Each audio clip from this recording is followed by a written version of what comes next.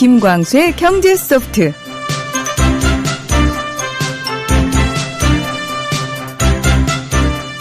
대한민국에서 경제 이야기를 가장 쉽게 그리고 가장 속 시원히 얘기해 주시는 분이죠. 김광수 경제연구소의 김광수 소장님 나와주셨습니다. 안녕하십니까? 네, 안녕하세요. 예, 그리고 길경식 연구이사도 함께 하셨습니다. 안녕하십니까? 네, 안녕하세요. 예.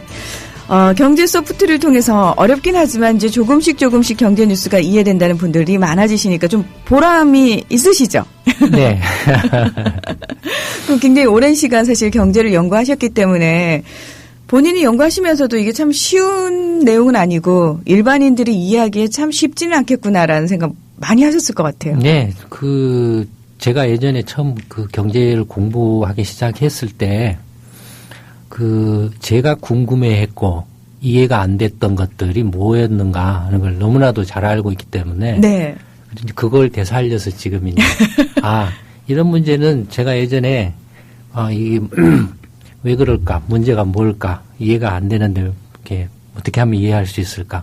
이런 것에 이제 찝어가지고 좀 되도록이면은 알기 쉽게 설명을 좀 해보자. 뭐 그런 차원에서 하다 보니까 아무래도 조금 더 제가 경험한 거라서 네. 훨씬 더 이렇게 전달이 되는 것 같아요. 근데 너무 오래전 기억이라 그때 뭘 궁금했는지 어떻게 다 알죠. 그래요? 다 알죠. 그럼요. 옆에서 길경식 연구이사가 좀 많이 도움을 주실 것 같은데. 다른 분들하고는 좀 다르게 네. 어떤 경제나 이런 관련해서 정확히 알고 계시기 때문에 조금 큰 틀을 먼저 이해할 수 있게 알려주셔서 다른 사람들은 그 부분에 대해서만 집중을 얘기를 하는데 네. 전체적인 틀에서 흐름을 알 수 있게 해주시니까 그 근본적인 뜻에 대해서 이해를 할 수 있어서 경제가 조금 더 잘 이해되는 면이 있는 것 같아요. 그게 강점인 것 같아요. 그러니까 얘기를 듣고 있으면은 그냥 정말 재미있는 이야기를 듣고 있는 느낌이라고 해야 되나요? 그러니까 사실은 저희가 왜 대학원 강의입니다라고 표현을 한 적도 있습니다만, 근데 너무 재미있는 강의인 거죠. 내용이나 내용 같은 거 정말 대학원에서도 하기 힘든 내용들이에요. 네, 어려운 내용인데 저희가 듣고 있으면은 점점 빠져들면서 그냥 얘기만 듣고 있어도 뭔가 재미있는. 예. 그렇구나라는 생각이 진짜 많이 드는 거예요. 맞아요. 그러니까 저희가 사실 보지 못했던 큰 숲의 모습을 저희에게 또 재밌게 얘기를 풀어주시니까 훨씬 더 좋은 것 같아요. 네. 맛있는 거 사드려야 돼요. 오늘도 변함없이 그 재밌는 얘기 해주시면 돼요. 국민TV 라디오 청취자분들을 위한 대한민국 최고의 민간 싱크탱크 김광수 경제연구소의 특별 이벤트. 12월 31일까지 경제시평의 1년 구독 회원이 되시면 부동산 보고서 6부를 보실 수 있는 3만 포인트를 적립해드립니다. 031-908-0172 검색창에 김광수 경제연구소를 검색하세요. 네, 여러분께서는 국민TV 라디오 김광수의 경제소프트에 오셨습니다. 소장님 12월 7일과 8일 토요일과 일요일 굉장히 김광수 경제연구소에서는 큰 행사가 준비되어 있지 않습니까? 네. 지금 그것 때문에 정신이 없습니다. 정신이 없고, 7일은 이미 이제 다 찼고, 8일도 거의 지금 다 차간 상태입니다. 네. 전체적으로 이제 저희들이, 105% 정도를 신청을 받고 있는데, 아마 내년에는 농담이 아니라 정말로 잠실체육관인가요? 올림픽 체육관을 좀. 체조경기장. 체조경기장. 올림픽 체조경기장 콜. 예. 빌려서 좀 해야 될 것 같아요. 내년에. 예. 정말 그만큼 사실은 한 번 들으러 오신 분들이 도움을 받았고, 그쵸. 예, 실질적으로 무언가를 체감을 하셨기 때문에 저는 다시 오는 분들이 굉장히 많지 않을까라는 생각이 들거든요. 그래서 아마 올해 뭔데 그렇게 사람들이 몰려가지고 궁금하신 분들은 12월 8일 아직 약간 여유가 있다고요? 예. 올해는 특히 이제 요새 다들 아시는 것처럼 대기업들이 이게 연쇄 파산을 하고 있고 파산 위험이 높기 때문에 그와 관련해서 굉장히 관심들이 높으신 것 같아요. 네. 저희 연구소도 이제 지난 10월 달인가 이제 대기업 파산 위험 분석이라는 경제 보고서를 발간을 하고 있는데 시리즈로 7일 날, 8일 날 세미나 때도 그 내용에 대해서 이야기를 할 겁니다. 아마 상당히 좀 충격을 받으실지도 모르겠습니다. 네. 마음가짐을 좀 단단히 하고 예, 어떤 충격적인 내용이 나오더라도 왜냐하면 기존 언론에서는 전혀 말해주지 않는 진실들, 알 수 없는 얘기들이 사실은 나올 확률이 저는 많지 않을까. 네. 근데 문제는 이제 저희가 엉터리가 아니라는 게 문제죠. 그러니까요. 거의 그대로 이렇게 실현이 되는 경우가 대부분이기 때문에 네. 그게 저희도 걱정입니다. 네. 아무리 충격적인 내용이어도 사실은 진실은 분명히 알아야 되니까요. 많은 분들이 그 시간에 함께 하시면 참 좋을 것 같습니다. 자, 지난 한 주 우리 경제 소식부터 좀 살펴볼 필요가 있을 것 같은데요. 사실 이번 주라고 하면은 네. 대통령의 시정연설이 가장 큰 이슈였습니다. 네. 그 내용 살펴보면 대부분 경제와 관련된 이야기였어요. 네, 아무래도. 예. 지난주 정부의 통계가 대통령 통계다 이런 말씀하셨는데요. 대통령이 아무래도 이 통계를 바탕으로 이야기를 하고 있는 것 같아요. 네.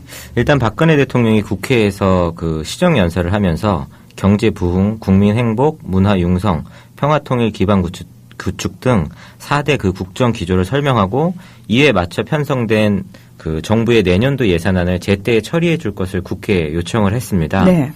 그중에 이제 경제와 관련된 부분만을 좀 집중적으로 보면 경제 부흥과 관련해서는 이제 겨우 불씨를 살렸을 뿐이며 이 모멘텀을 살려나가는 것이 매우 중요하다고 강조를 했는데요.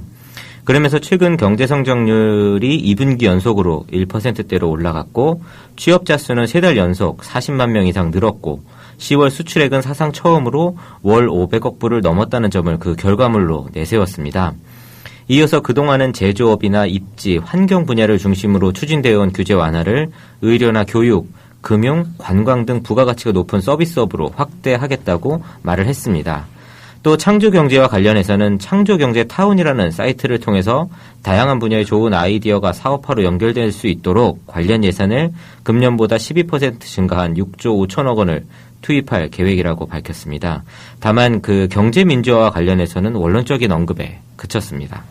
자, 이런 대통령의 시정연설을 저는 소장님께서 어떤 표정으로 들으셨을지가 참 궁금합니다. 네, 일단 뭐 대통령이 이전의 대통령들과는 달리 국회를 존중해서 입법부를 존중해서 국회에 가서 시정연설을 했다는 자체는 평가를 할 만하다고 생각을 합니다.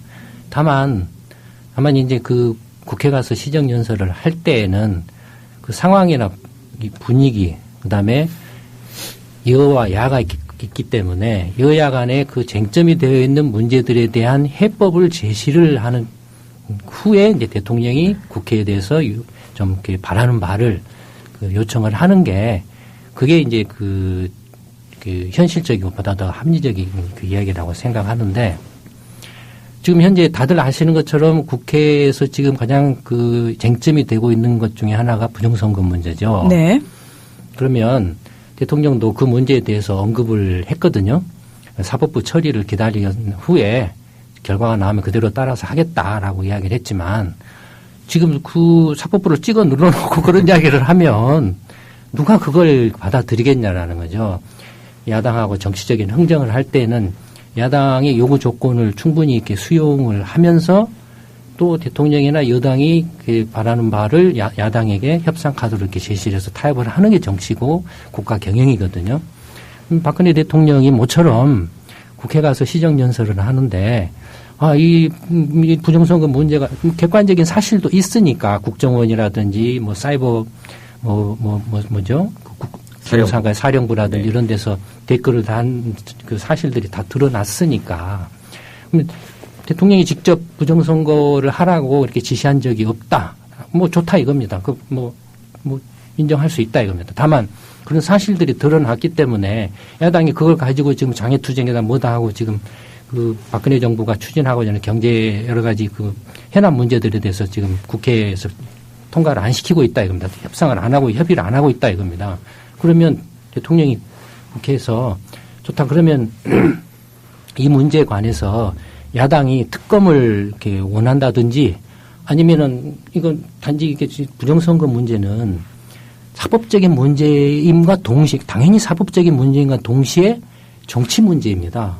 정치 문제이기 때문에 당연히 국회 차원에서 조사가 당연히 필요하거든요. 그래서 뭐 특검도 좋고 아니면은 청문회도 좋고 그래서 야당이 원하는 바대로 해라. 내가 한 사실이 없기 때문에 한번 조사를 해봐라 라고 딱 주고 대신에 내년도 예산안에 대해서 야당도 좀 이렇게 수용을 해다오 라고 시정연설에서 이야기를 했으면 그림이었죠.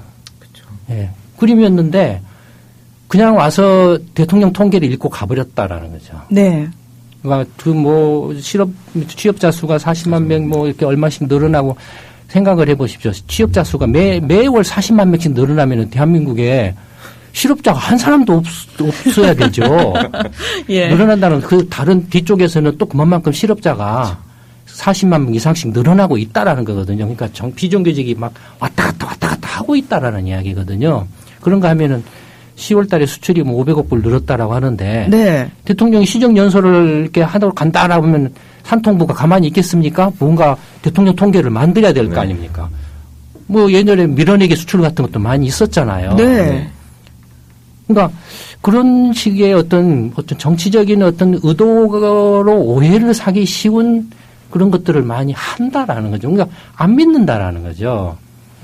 대통령이 모처럼 그 입법부하고 이렇게 그 좋은 관계를 이렇게 유지를 하려고 해서 시정연설을 했는데 결과적으로는 그 어떻게 보면은 좀 심하게 말하면 오히려 야당을 삐치게 만들어 가지고 안 하느니만도 못했다라는 거죠. 지금 대통령이 그 뭐 경제적인 그 여러 가지 뭐 예산 문제라든지 뭐 정책 방향에 대한 이야기들은 일단 국회가 정상화된 후에 모든 국민들이 그 여러 가지 그 경제 현안 문제에 대해서 충분히 관심을 가질 정도로 협의가 그 토론이 일어난 그 바탕 위에서 이야기가 돼야 되지. 지금 정치적으로 완전히 지금 등을 돌리고 있는 상태에서 대통령 가서 불쑥 그런 소리만 던지고 와버린다라는 자체가 굉장히 좀 미숙하다라고 생각합니다. 네. 사실은 많은 분들이 시정연설의 내용보다는요, 박수를 몇 번 쳤는지에 대한 기사가 쏟아지고, 예, 그 더 많은 정치적인 그 문제들을 말씀하신 것처럼 전혀 언급하지 않고 언론에 그쳤기 때문에 무슨 의미가 있느냐. 근데 또 경제소프트에서 경제 중심 내용을 살펴보니까 예, 말 그대로 대통령 통계일 뿐인 거고 예, 왜 했는지 모르겠습니다. 이 지금 그 부정선거 시비 문제는 빨리 해결하지 않으면은 박근혜 대통령이나 박근혜 그렇죠. 정부한테 이건 그 아주 심각한 타격이 될 수가 있습니다. 이미 저희 연구소가 네. 사실 이제 그 지난 2월 말 이제 취임한 직후에 청와대에서 저희 연구소를 찾아왔어요. 네. 그 찾아온 이유는 윗분이 아주 높은 분이 보냈다라고 그래요. 높은 분이 누군지는 모르겠는데 왔는데 박근혜 정부가 그 이제 꼭 그 뭐랄까 실패하지 않기 위해서 꼭 좀 염두에 둬야 될, 주의해야 될 정책이라든지 아니면은 개선해야 될 과제라든지 무슨 이야기든지 좋다. 귀담아 듣겠다. 하고 싶은 이야기, 뭐 어떤 이야기를 두니까 다 이야기 좀 해다오 해서 저희가 그때 몇 가지를 이렇게 이야기를 해준 적이 있습니다. 네. 그 중에 하나가 절대로 이전에도 말씀드렸던 것처럼 부동산에 손대지 마라. 중독증에 걸려있기 때문에 부동산에 손을 대면 될수록 부동산 정책 해가지고 성공한 정부가 없었다. 박근혜 정부도 손대면은 손댈수록 그걸로 날아간다. 손대지 마라. 두 번째는 정부 개혁이다. 박근혜 정부가 공약으로 내세운 것이 결코 그게 나쁜 공약이 아니다. 지금 경제적인 상황으로 봤을 때 굉장히 그 타이밍에 맞는 공약들이다. 그러니까 그걸 그 시행을 하려면 정부 개혁이 절대적으로 조세 개혁과 정부 개혁이 절대적으로 이렇게 선행돼야 된다. 그러니까 정부 개혁하고 조세 개혁하려면 그 뭘 해야 되느냐? 문민 통제 내각을 구성해야 된다. 근데 실제로 한 건 뭐였냐면 퇴직 관료들을 전부 이렇게 모아가지고 해버렸어요. 네. 그러니까 그게 이제 실패한 거죠. 그 다음에 그러면은 다시 이렇게 요즘에는 이제 새로 이제 뭐 장관이라든지 이렇게 임명하는 걸 보면 그런 노력을 하려고 하는 것 같아요. 그러니까 관료 출신이나 이런 사람들 안 뽑고 국책연구기관 출신들을 네. 이렇게 좀 뽑으려고 하는 것 같아요. 그 다음에 저희가 이제 경제 시평을 통해서 그 박근혜 대통령한테 고언을 한 게 빨리 대통령 선거 부정선거 시비를 빨리 처리를 해야 된다. 이거 처리 빨리 안 하면 나중에 이것 때문에 크게 당하게 될 거다. 경고를 했어요. 네. 빨리 처리를 하는, 빨리 가서 사과해버려라. 나는 내가 이렇게 하라고 지시를 안 했는데 결과적으로 이렇게 국가기관들이 잘못한 것 같다.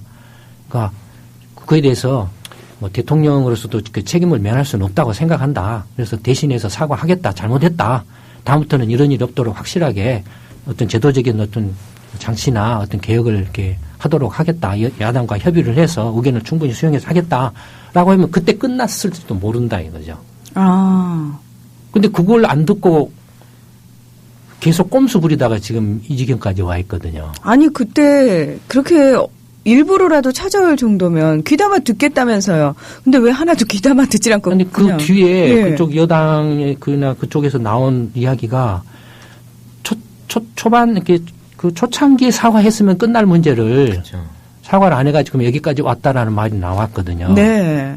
우리 연구소가 이렇게 지적한 대로예요. 그러니까 자충수 두지 말라. 그러니까 예를 들어서 이제 그 세제 개혁 같은 거라든지 그 저번에도 이렇게 지적을 했지 않습니까? 그다음에 그 몇 가지 한두 가지가 더 있었죠. 그러니까 그런 것들이 다 그 이른바 이제 문민 통제를 이렇게 전제하지 않는 그 내각을 구성해서 하다 보니까 전부 대통령 통계 만들고 대통령 쳐다보고 국무회의하면 가서 고개만 푹 숙이고 받아 적기만 하고 있다. 대통령도 일방적으로 이야기만 하고 있다. 근데 대통령이 정부 개혁이라고 하면은 뭘 알아서 개혁을 하겠습니까? 예를 들어서 한 가지만 딱 들어보면은 경제 자유구역마다 경제청들이 있어요. 네. 이거 왜 있습니까? 청이 있으면 어떻게 되죠? 예산을 써요. 네. 근데 경제 자유구역 해가지고 지금 제대로 된 게 하나라도 있나요? 오히려 인천경제자유구역 같은 경우는 2007년에 말에 2008년에 실패했다고 오히려 정부 관료들이 스스로 선언을 했어요. 네, 그 문제가 굉장히 심각하죠, 사실은. 실패했다고 예. 자인을 했거든요. 그러면 실패한 것에 대해서 그거를 그냥 지자체로 넘겨버리든지 예를 들자면 그런 것들이죠. 그런 것들이 무수하게 많이 있습니다. 근데 모르니까 말로만 정부 개혁, 세제 개혁 이렇게 한다 이겁니다. 아, 그 말이요. 참 뜬구름 잡는 얘기처럼 들리네요. 그러니까 실질적인, 구체적인 내용을 모른 상태에서 이렇게 정말 공허한 메아리 같은 느낌. 예. 아, 저희 그 서민들 입장에서는 사실 그 소위 말해서 공공요금이 인상이 된다 그러면은 가장 먼저 귀가 번쩍 뜨이거든요. 그리고 내용은 저희가 잘 몰라도 일단 우리가 쓰고 있는 요금에 대해서 올린다 그러면 예민해질 수밖에 없습니다. 네. 오늘부터죠. 전기요금이 인상이 됐습니다. 네. 지난번에 왜 원가 회수율을 높이기 전에 이 부풀려진 원가 문제부터 해결해야 된다는 말씀 하셨습니다. 이번 전기 인상 어떤 내용입니까? 일단 오늘부터 전기요금이 평균 5.4% 인상이 되었습니다. 지난 1월에 4%가량 인상한 이후에 최근 5차례 인상한 중에 가장 높은 인상률인데요. 용도별로 나누어서 보면 일단 주택용은 2.7%로 가장 낮은 폭으로 인상이 되었습니다.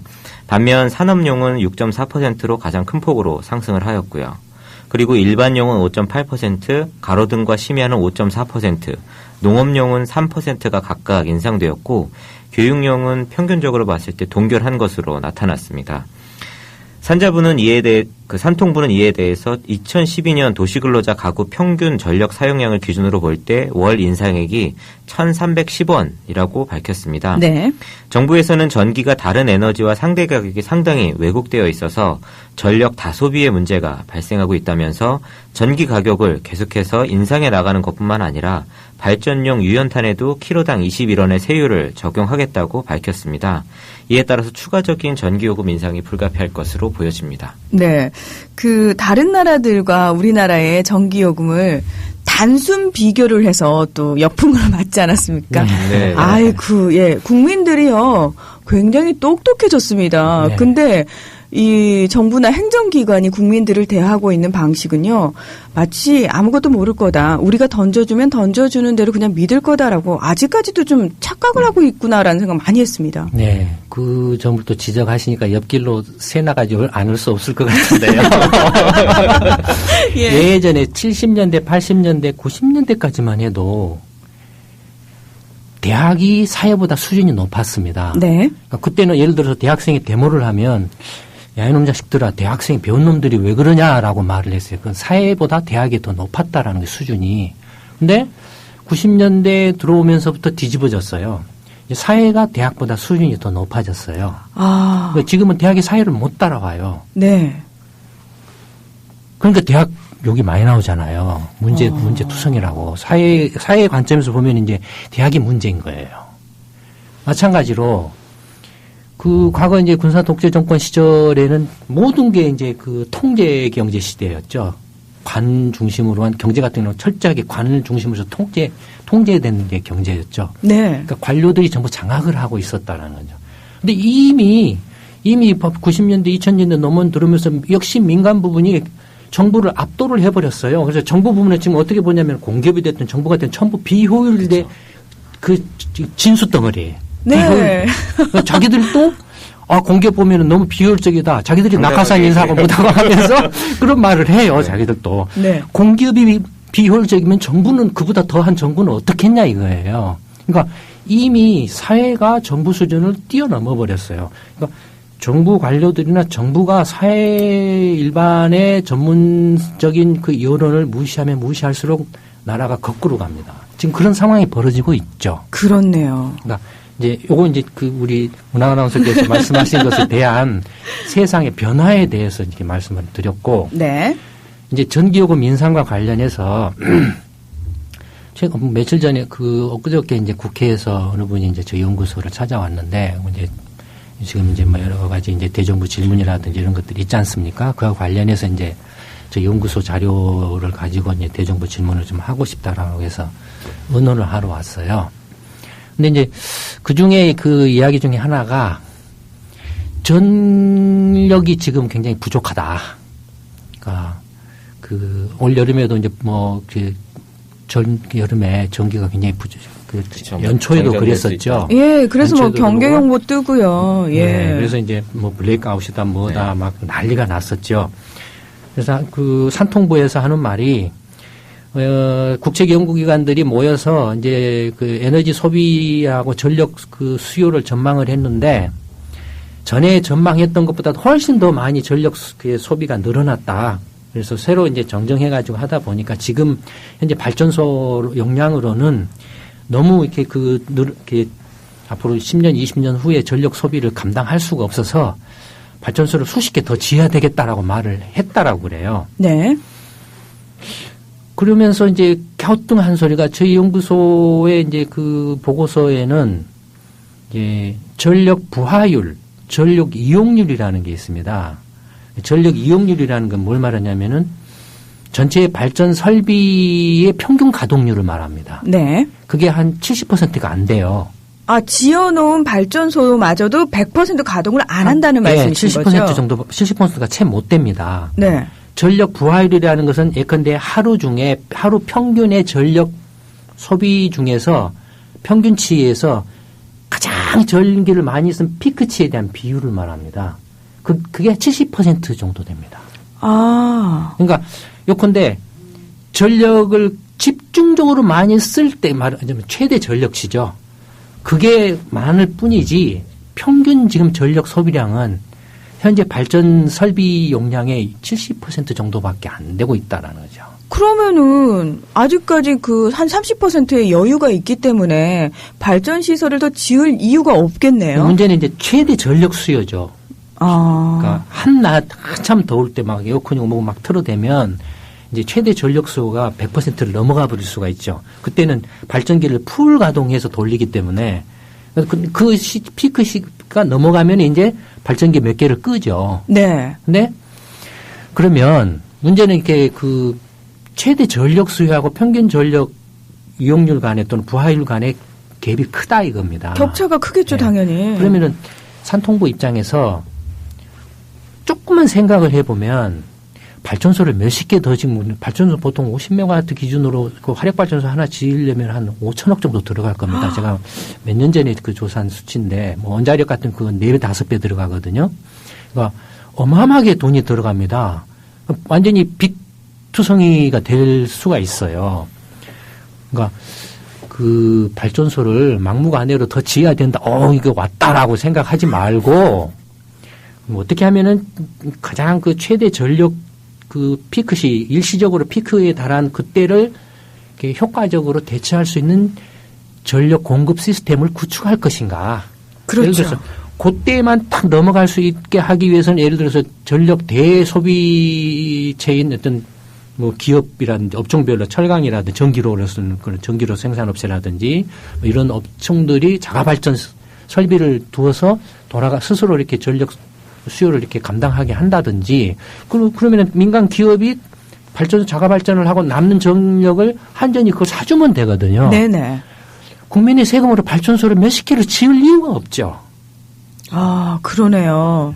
그런가 하면은 그 피크 때만 넘길 수 있게 해서는 겨울이나 여름 같은 게 겨울 같은 바람이 세니까 풍력을 한다든지 여름에는 햇볕이 강하니까 태양광을 한다든지 이른바 재생에너지 이산화탄소 감축 의무 협정도 있으니까 이런 재생에너지를 이렇게 효과적으로 잘 활용해서 최대 전력 수요에 대응할 수 있는 시스템을 구축하면 굳이 지금 평균 이용률이나 부하율이 70%밖에 안 되는 발전소를 막 때려잡아서 몇십 개씩 지을 이유가 없다라는 거죠. 좀 생각하고 살아라 이겁니다. 관료들이 공부를 좀 해야 된다 이거예요. 이 사람들이 고시해서 다 자기 똑똑하다라고 착각하고 있거든요. 근데 각 분야별로 전문성은 또 다르거든요. 시험 고시 공부해가지고 답안지 쓰고 뭐하고 하는 거하고는 전혀 아까 말씀드린 것처럼 이미 사회는 전문화돼 버렸거든요. 못 따라가요 사회를. 정부 관료들이 일반직으로 빙빙빙 돌기 때문에 제너럴리스트로 돌기 때문에 그래야만 출세한다라고 승진한다라고 생각하니까. 그러니까 그 전문성이 일반 사회에 비해서 쑥 떨어져 버려요. 그러다 보니까는 사회에서 생각할 때는 굉장히 그 효율적이고 효과적인 방법이 있는데 정부가 하는 것은 말할 수 없이 비효율적이다 이겁니다. 낭비적이고. 그러니까는 빚만 막 이렇게 딥다 이렇게 지는 거예요. 그러니까 지금 전기요금 인상하는 것도 한전 빚이 너무나 많으니까. 한전 빚이 많으니까. 그 빚을 이제 좀 땜질 한다라고 요금 인상을 한다 이거예요. 근데 소장님 저는 얘기 듣다가 물론 외부에도 민간 전문가들이 많습니다. 하지만 국책연구기관이라고 해서 전문기관들도 상당히 많지 않습니까? 안타깝지만 정부개혁의 그 1순위의 구조개혁 대상 중에 하나죠. 국책연구기관들이요. 네.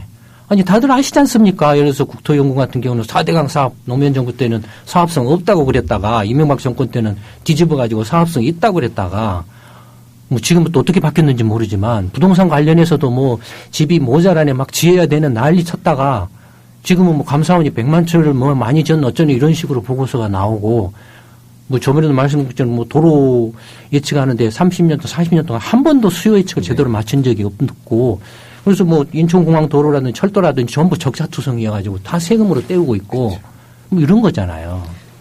아유, 참, 예. 이게 참 웃을 일이 아닌데요. 기가 차서요. 그러니까 빚은 정부 관료들이 엉터리로 이렇게 막 내면서 국민들한테는 부동산 같은 경우는 뭐라고 말하냐면 집 없는 사람한테 빚 내서 집 사라고 난리 치고 있다 이겁니다. 언론까지 합세를 했죠. 예. 예. 그러면 아니 돈 없는 사람한테 백날 집 사라고 해봐야 누가 집을 살 수 있냐고. 돈이 없는데 어떻게 삽니까?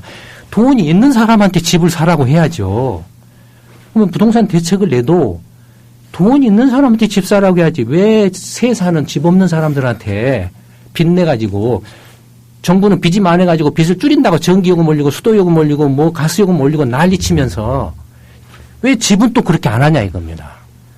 아주 나쁜 사람들이죠. 네. 지금 그 불쏘시개님께서 질문을 올려주셨는데요. 민간 발전사 년 순이익이 1조가 넘는다던데 이 부분도 설명 좀 해주세요라고 질문을 지난주에 주셨어요. 말씀 잠깐 한번 드렸지 않습니까? 민간 발전사 이제 발전소들이 민간 업체들이 한 5개 정도가 있는데 그 이제 발전소를 지어서 그 주변에 그 전기를 팔지 않습니까? 네. 그 한전에다 팔거든요. 근데 그냥 직접 이렇게 계약을 해서 팔 수도 있지만 지금 전력 거래소라는 게 있어요.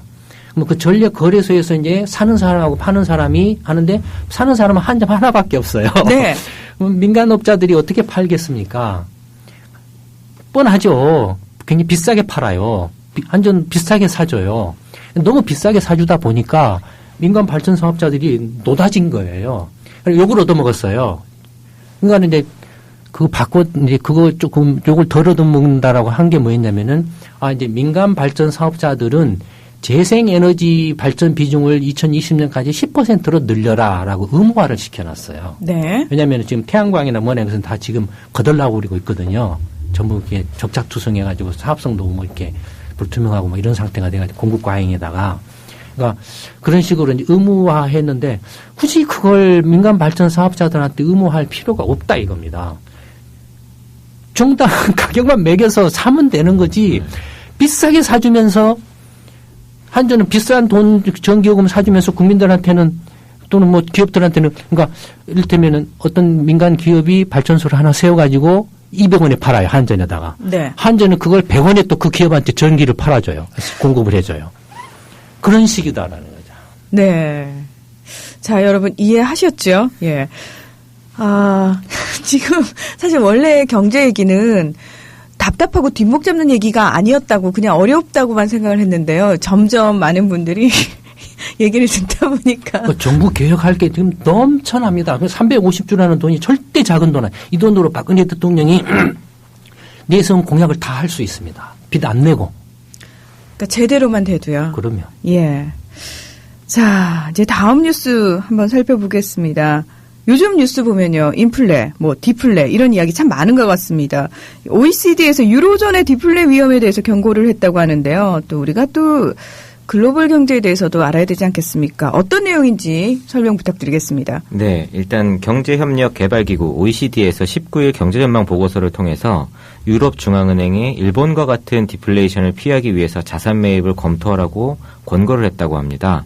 한 외신은 OECD의 권고는 그 유럽중앙은행의 양적 완화를 시행하라는 직접적인 어떤 요구이며 지금보다 더 대담한 조치를 취하라는 주문이라고 보도를 했는데요. OECD는 이 유럽중앙은행이 유로존 회원국의 국채와 회사채를 사들이는 방안을 제안을 했다라고 합니다. 네. 그런데 현재 그 유럽중앙은행은 규정상 각국 정부로부터 국채를 직접 사들이는 것은 금지가 되어 있습니다. 하지만 은행들을 통해서 우회적으로 사들이는 방안 등이 대안으로 이제 거론되고 있다라고 합니다. OECD는 내년과 2015년도에 유로존의 소비자 물가 상승률이 각각 1.2%로 유럽 중앙은행의 목표치인 2%를 한참 밑돌 것으로 전망을 했습니다.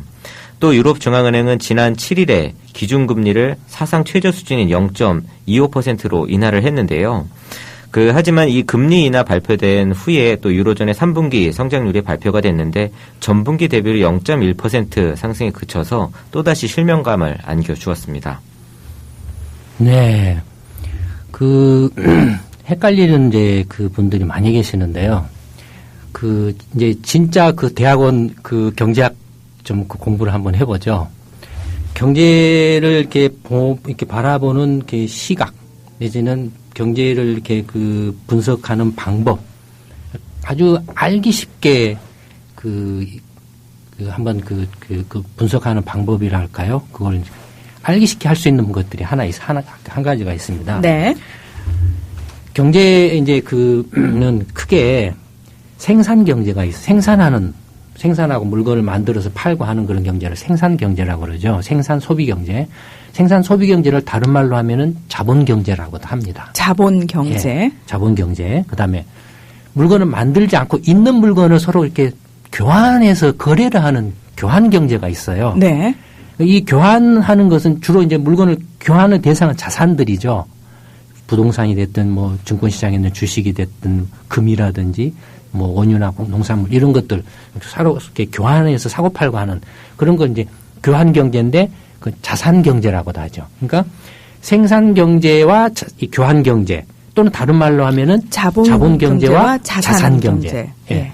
요게 이제 그 경제의 유형이 이제 크게 두 가지가 있습니다. 또 다른 유형이 하나 더 있어요. 잘 들어보셔야 돼요. 또 다른 유형은 뭐냐면은 실제 물건, 이렇게 뭐 컵이라든지 뭐 자동차라든지 텔레비전이라든지 아니면은 식당에 가서 사 먹는 밥이라든지 뭐 이런 것들, 이런 걸 경제학에서는 실물이라고 합니다. 실물. 네. 그러니까 실물 경제가 있어요. 네. 그 다음에 실물 경제에 대비되는 걸로 돈과 관련된 그걸 뭐라고 그러죠? 돈과 관련 경제를 금융. 그렇죠. 예. 금융 경제가 있습니다. 그러니까 경제 유형의 실물 경제와 금융 경제. 그러면 이제 예를 들어 가로축에 아까 말씀드린 생산 자본 경제하고 교환 자산 경제, 세로축에 실물 경제하고 금융 경제면은 경제 유형이 몇 가지 조합이 생깁니까? 네 가지요? 네 가지죠. 네. 아이고 머리 좋으시네. 아니 표를 만들고 있습니다. 예. 예. 예. 네 가지죠. 그러니까 생산 실물 경제, 그렇죠. 생산 금융 경제, 그다음에 자산, 자산 실물 경제, 자산 금융 경제. 예. 요 네 가지 유형이 있습니다. 요 네 가지 유형을 머릿속에 항상 잊지 말고 담고 계세요. 그러면은 절대 혼동이 없습니다. 아. 그러면 생산 실물 경제의 경우는 어떤 경제를 말하냐면 기업이 물건을 만들고 가게가 그 취업을 해서 그 월급을 받아가지고 그 돈으로 물건을 사서 소비를 하는 경제를 말합니다. 네네. 실물을. 그다음에 생산 금융 경제는 기업이나 가게가 기업이 물건을 공장을 짓기 위해서 필요한 돈을 빌리거나 그 조달하는 그런 걸 말합니다. 그다음에 가게가 소비를 하기 위해서 돈을 빌린다든지 아니면 여기 돈을 이렇게 투자를 하기 위해서 이렇게 하는 그 부분이 이른바 실물 금융 경제입니다. 그다음에 이제 자산 금융 경제 같은 경우는 대표적으로 부동산 시장이 있죠. 아. 그렇죠. 부동산 같은 경우는 자산이면서도 실물이죠. 네네. 그다음에 금이라든지 원유라든지 상품 같은 것들, 농산품 같은 이런 거 선물 거래, 상품 선물 거래들 있잖아요. 이것들이 다 자산 실물 경제에 해당합니다. 자산 실물이 그런 것들이고. 그렇죠. 예. 그다음에 자산 금융 경제에 해당하는 건 뭐냐면은 대표적인 게 증권 시장에서 유통되는 주식 같은 것이. 채권이나. 네, 회사채가 채권, 국공채라든지. 그다음에 또 하나 대표적인 게 하나 있습니다. 외환이 있습니다. 달러 같은 거. 아, 외환. 네, 이런 것들이 이 자산 금융 경제에 해당합니다. 이 네 가지 유형이 있어요. 네. 이 네 가지 이제 경제 유형이 있는데 그럼 FRB라든지 뭐 일본은행이라든지 유럽 중앙은행이 있습니다. 이 중앙은행은 이 네 가지 경제 유형의 밖에 있습니다. 아, 중앙은행들은 네, 그 네 가지 경제 유형의 바깥에 있다. 네, 이 네 가지 경제 유형은 다 민간으로만 구성이 되어 있습니다. 그러니까 중앙은행은 이 네 가지 유형의 밖에 있습니다. 그다음에 정부도 이 네 가지 유형 안에 안 있습니다. 밖에가 있습니다. 밖에가 있어요. 그러니까 기본적으로는 정부나 중앙은행은 이 네 가지 경제 유형에 되도록이면은 관여를 하지 않는 게 좋습니다. 이른바 시장 경제 스스로 건전하게 자기 힘으로 돌아갈 수 있도록 하는 게 가장 좋습니다. 근데 이제 FRB가 양적통화 대책을 했다라고 하면은 뭘 말하냐면은 FRB가 통화를 달러를 찍어가지고 돈을 공급해 준다라는 것은 원래 그 경제 이제 네 가지 유형 중에서 정부나 중앙은행의 궁극적인 목표는 뭐냐면 이 네 가지 유형 중에서 가장 핵심이 뭘 것 같습니까? 가장 중요한 게. 가장 중요한 거요? 실물이랑. 그렇죠. 실물 생산 경제요. 예. 그렇습니다. 실물 생산, 그러니까 기업이 물건을 만들거나 서비스를 만들고 가게가 거기서 월급을 받아서 소비를 하고 예. 생산과 소비, 실물 생산과 소비가 일어나는 게 모든 경제의 궁극적인 어떤 목표고 또 경제 활동이 다 거기에서 일어납니다. 나머지 세 가지 영역은 그 생산 실물 경제 활동을 원활하게 돌아갈 수 있도록 보조해주는 역할입니다. 아. 지원부대예요. 생각만 해보니까 괜찮네요. 예, 그렇게 되네요. 예. 예, 보조 역할을 하는 지원부대죠. 그러니까 사실은요, 그냥 보통 사람들 머릿속에 경제가요, 네. 바로 그 실물 자산. 실물 생산. 네. 실물 생산. 예, 맞아요. 그렇죠. 그러니까 모든 것의 초점은 다 거기에 맞춰져야 합니다. 정책이 됐든 뭐가 됐든 모든 것이 경제가 건전하게 성장하려면은 실물 생산 경제가 건전하게 성장을 해야 됩니다. 네. 근데 이제 실물 생산 경제가 이렇게 건전하게 성장하지 못하고 예를 들어서 부동산 투기 거품은 어디에서 거품이 일어난 거죠? 자산. 실물 경제에서 일어난 거죠. 자산 실물. 그다음에 금융 위기는 또 어디서 거품이 일어난 거죠? 자산 금융이요. 그렇죠. 그러니까 자산 시장에서 거품이 일어난 그렇죠. 거죠. 자산 경제에서. 네. 그러니까 보조적인 역할을 하는 데서 거품이 일어나 가지고 실제 그 메인 중심 핵심인 실물 경제에 타격을 줘버린다는 거예요. 아. 근데 양적 통합 대책이라고 하면 이제 중앙은행 밖에 있는 중앙은행이 모양새로는 자산 그 생산 금융 경제에 그렇죠. 돈을 넣어준다라는 거예요. 네. 그 은행이라든지 이런 쪽에 돈을 넣어주면은 은행이 그 돈을 가지고 기업에게 대출을 해주거나 가게에게 대출을 해줘서 생산 실물 경제가 회복될 수 있도록 한다라는 거거든요. 네. 그런데 지금 그 양적 통합대책이라는 건 뭐냐면은 중앙은행이 직접 자산 금융경제 증권시장에 가가지고 국채를 직접 사버려요. 직접 개입을 하면 안 되는데 개입을 해버리는 거죠. 개입을 하면 안 되는데 개입을 해버리고 그다음에 아까 말씀드렸던 것처럼 핵심은 실물 생산 경제인데 그렇죠. 양적 통화 확대책이라는 것은 근데 은행들한테 돈을 이렇게 넣어줘서 효과가 없으니까 직접 자산 금융 경제 주식이라든지 아니면은 뭐 그 MBS 아니면은 부동산 시장에 가서 직접 부동산을 사버린다는 거죠. 네네. 중앙은행, FRB라든지 중앙은행이. 사버리면은 어떻게 되냐면 그 돈이 이제 의도는 뭐냐면은 그렇게 사주면 가격이 많이 떨어졌는데 떨어진 것을 대신 중앙은행에 돈을 찍어가지고 사서 그 자산 가격, 부동산이라든지 주가를, 국채를 막 값을 올려주면 이제 그 돈으로 떼돈을 번 투자자들이 있을 거 아닙니까? 그럼 그 투자자들이 막 소비를 할 거다라는 거죠. 그러니까 실물 그 생산 쪽에서 이제 소비가 할 거라는 거죠. 근데 문제는 뭐냐면 이게 지금 차단이 되어 있다라는 겁니다. 그러니까 분명히 이론적으로는 사실은 실물과 생산 이 경제가 중심이고 나머지가 다 보조적인 역할을 하기 때문에 이 보조적인 한 부분을 키워주면은 자연스럽게 흘러갈 거라고 생각을 했는데 착각을 하고 있다라는 거죠. 그게 이론인데 실제로 이론이 아니고 그런 이론은 없는데 그걸 생각을 하고 한다는 그렇게 거죠. 이제 자기들이 이른바 이제 그 FRB나 일본은행이나 뭐 유럽 중앙이나 한국은행이나 이런 사람들이 지금 방법이 없으니까 그런 거라도 해보겠다라고 하는데 이것들이 악수 가능성이 아주 높다라는 거죠. 왜냐하면 지금 보시는 것처럼 미국 같은 경우도 지금 MBS라고 이제 주택시장을 떠받친다라고 저번에도 말씀드렸잖아요. 집값은 올라버렸어요. 근데 거리가 없어요. 네. 거리가 없어요. 그럼 결과적으로는 이게 실물 경제를 이렇게 하더니 도움이 안 돼. 그 다음에 돈을 쏟아 부어줬는데 그 돈이 계속 자산 경제에서만 빙빙 돌면서 주가만 올라가고 있죠. 가격이 올라가는 건 뭐죠? 인플레죠. 네. 주가 올라가는 것도 인플레예요. 화폐적 인플레죠. 그러니까 자산 금융 경제에서는 인플레가 일어나고 있는 거예요, 지금. 화폐적 인플레가. 네네. 주가가 올라가고 있으니까. 근데 지금 문제는 뭐냐면 실물 생산 경제에서는 기업도 휘청거리고 있고 가게도 지금 휘청거리고 있어요. 그렇죠. 그러니까 실물 생산 경제는 계속 지금 이거 물건이 안 팔리니까 어떻게 되겠습니까? 가격이 어떻게 떨어지죠. 디플레죠. 네. 그러니까 동시에 일어나고 있죠. 인플레와 디플레가 동시에. 어떻게? 다른 경제 유형에서. 그러니까 되게 그 대부분의 사람들이 경제학에 대한 좀 그 지식이나 이런 그 뭐 이해도가 약간 좀 이렇게 부족하신 분들이 저 뭐 디플레를 하는데 주가는 뭐 올라가고 집값 미국에서 집값 올라가고 이거 뭐냐.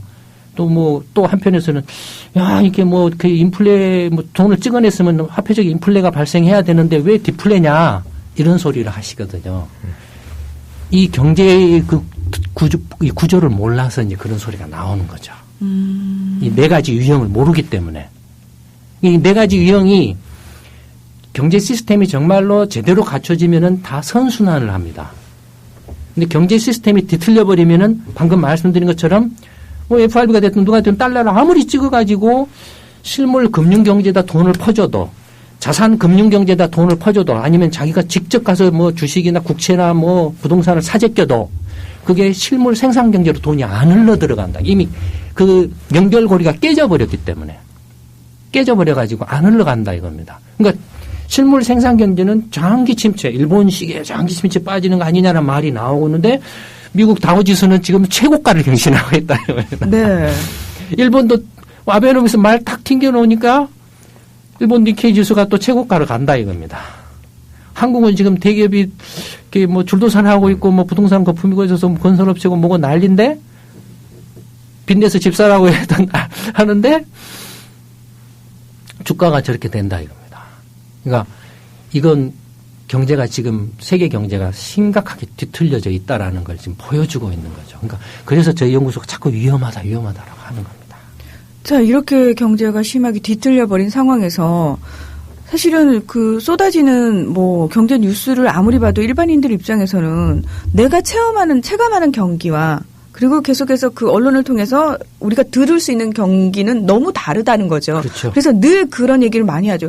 최강 경기가 왜 이래? 라는 얘기를 참 많이 하거든요. 그러니까 실물 생산 경제에 있는 일반 개인들이나 가게는 전부 힘들어요. 맞아요. 다 힘들어요. 근데 이쪽 금융 자산 경제에 있는 쪽은 예를 들어서 이제 헤지펀드라든지 네. 그쪽 뭐 이렇게 해서 뭐 이렇게 하고 있는 몇몇 사람들은 떼돈을 번다. 그러니까 그래서 미국도 여전히 그 문제로 금융 위기에 메인스트리트와 월스트리트 간의 지금 대립이 굉장히 커져 버렸죠. 결과적으로는 이건 뭐냐면은 FRB라든지 중앙은행들이 하는 양적 통화 정책이 돈 많은 자산 투자자들을 더욱 부자로 이 사람들이 손해를 엄청나게 봤는데 값이 급락해 폭락해 가지고 손해를 봤는데 이 사람 손실들을 다 보전해 줘 버린 거죠. 결과적으로는. 근데 그 돈들이 이 사람 손실들만 보전해 주고 실물 생산 경제에 있는 가게는 계속 가난해져 버린다. 그러니까 양극화가 극단적으로 지금 확대되고 있다. 그러니까 정치적으로도 지금 다 흔들린다. 그러면 지금 세계 주요 경제 대국들이 하고 있는 양적 확대책은 당장 멈춰야 되는 거 아닙니까? 예, 그러니까 그게 지금 아까 말씀드린 것처럼 정부와 중앙은행은 이 민간으로 구성된 4가지 경제 유형의 밖에 있습니다. 네. 정말로 극단적인 위기적인 상황이나 시스템이 붕괴되는 상황이 아니면 되도록이면 개입을 하지 않는 게 좋습니다. 왜냐하면 거품이 발생했다라는 건 그건 왜곡이 됐다라는 거거든요. 자원 배분이 4가지 유형에서 극단적으로 자산 실물 경제라든지 자산 금융 경제로 돈이 쏠려가 버려가지고 실물 생산 경제 돈이 10년, 5년 동안 계속 하나도 안 들어가 거의 안 들어가 버렸다라는 거거든요. 그래서 실물 생산 경제의 성장 잠재력이 죽어버렸다라는 거죠. 혁신이고 뭐고 다 죽어버렸다라는 거죠. 이쪽에서는 이제 거품이 일어나가지고 거품이 이제 가다가도 못해가지고 스스로 터져버려서 이제 무너진 거죠. 근데 그럼 거품 붕괴로 인해서 시스템이 이제 무너지니까 우선 급하니까 그거 막으려고 했는데 거기에서 그치고 스톱을 했어야 된다. 왜냐하면 가격이 떨어지면은 근데 집값이 떨어져 보세요. 문화아나운서도 집 사볼까 그렇게 됩니다. 그렇게 돼요. 집값이 떨어지면 뭐 1억이나 1억 5천으로 떨어져 보세요. 30평짜리가. 아 그럼 지금 한번 내 집을 사볼까 그렇게 됩니다. 사지 말라 그래도 빚내서 사지 말라 그래도 삽니다. 근데 그걸 시장에 의해서 가격 조정에 의해서 수급을 조정하고 스스로 왜냐하면 사람도 감기 걸리면 스스로 그 치유하는 그 백혈구내는 작동해서 치유 능력이 있잖아요. 자정 능력이 있잖아요. 개입하면 할수록 지금 양적 통합 대책은 지금 이른바 정책 당국자라고 하는 사람들의 무모한 그 욕심입니다. 과욕입니다. 과욕으로 인해서 시장의 자율성을 극단적으로 지금 해치는 그래서 자원 배분을 더욱더 왜곡시켜버리는 그런 결과를 낳고 있는 거죠. 그러니까 지금 FRB도 지금 양적 통합책을 지금 5년, 6년째 계속 반복해서 하고 있는데 별로 효과가 없어요. 네. 근데 이미 해버렸는데 이제 그 양적 통합책 주장하는 건 다 누군가요? 월가뿐이죠. 월가뿐이에요. 주가가 떨어지면 마치 그 나라 경제가 이렇게 망할 것처럼요. 예. 조정이 일어나는 것은 시장의 힘에 의해서 조정이 일어나는 것은 정상적인 자원 배분을 시장 스스로가 찾아가는 겁니다. 그게 1년이 될지 2년이 될지 3년이 될지는 그게 이른바 이제 과거에 이른바 투기 거품의 잘못에 대한 대가를 치르는 거죠. 근데 그 대가마저도 치르기 싫다라는 거예요. 그래서 무리수를 두는 거죠. 결과적으로는 무리수를 두다 보니까 지금 그 4개의 경제 이용은 뚝뚝 끊어져 가지고 단절돼 있어 가지고 그냥 그 다 제각각으로 지금 가고 있는 그런 모습을 보이고 있죠. 네. 일본 같은 경우가 이런 경우에 해당합니다. 그러니까 사실 아무것도 모르는 일반인들 입장에서는 이상하다. 정부에서는 계속 경기 부양책을 실시를 한다는데 왜 우리의 체감 경기는 계속해서 이럴까 참 답답했는데 오늘 소장님 설명을 듣고 나니까 뚝뚝 단절돼 있는 상태에서 한쪽을 아무리 부양시켜봤자 당연히 영향이 오지 않으니까 효과가 없다는 게 너무 자명한데 이렇게 되면 실물 생산 경제에서 기업과 가게나 개인들이 자력으로 자율적으로 성장력을 회복하고 혁신력을 이렇게 회복할 수 있도록 해줘야 되는데 문제의 원인자인 정부가 정책을 잘못해서 경제정책을 국가 경제를 잘못 경영해서 엉망으로 만들어 놓고 위기 상황에 처한 정부가 그걸 또 이렇게 막는다라고 실물 생산 경제에다가 엉터리 이렇게 부양 사업을 막 쏟아붓는다. 빚을 내 가지고. 그리고 빚을 내서 이렇게 쏟아붓다 보니까 정부가 망해버려요. 그리스라든지 뭐 이렇게 이탈리아라든지 이런 상황이 벌어지고 있는 거죠, 지금. 자, 그럼 이런 상황에서요. 네. 단도직입적으로 저희들은 어떻게 해야 되나요? 말씀드렸잖아요, 전에. 집 사면 안 된다는 것도 그게 알겠고, 아니고. 예, 뭐 어떤 총체적으로 이 문제를 정확하게 이해하고 네. 풀어갈 수 있는 역량을 갖춘 세대 사람들이 네. 국가 경제를 경영을 해야 되죠. 예, 근데 그게 안 되잖아요. 만들어가면 됩니다. 왜냐하면 이제 모든 것이 투표에 의해서 결정되고 투표는 무엇에 결정되죠? 머릿수에서 결정됩니다. 20대, 30대, 40대가 전체 유권자의 70%입니다. 저는 개인적으로 참 20대, 30대, 40대 이 젊은 자식 세대가 어리석다고 생각합니다. 자기들이 살아갈 세상이고 이미 인구 그게 그 구성비로도 이게 무게 중심이 40대 있거든요. 근데 왜 60대, 70대 노인네들한테 휘둘리냐 이겁니다. 정말로 바보. 그러면서도 힘들다, 일자리 없다, 뭐 결혼 못한다, 집값 너무 비싸다, 이 막 아우성 치고 있다 이겁니다. 참 제가 볼 때는 어리석어요. 네. 결국은 또 저희가 또 정신을 또 제대로 차려야 된다는 결론, 예, 다 알고 있는 건데 참, 예. 오늘은 좀 어떻게 답답하면 풀릴까 했더니 더 많은 숙제를 안고 가는 것 같습니다. 오늘 큰 공부했습니다. 예, 공부 정말 크게 했습니다. 앞으로 이제 공부하기 위한 준비를 한 것 같아요. 예. 김광수 소장님, 길경식 연구이사님, 오늘도 고맙습니다. 네, 감사합니다. 감사합니다. 김광수의 경제소프트는 다음 주 목요일 7시 다시 찾아오겠습니다. 함께해 주신 여러분 고맙습니다.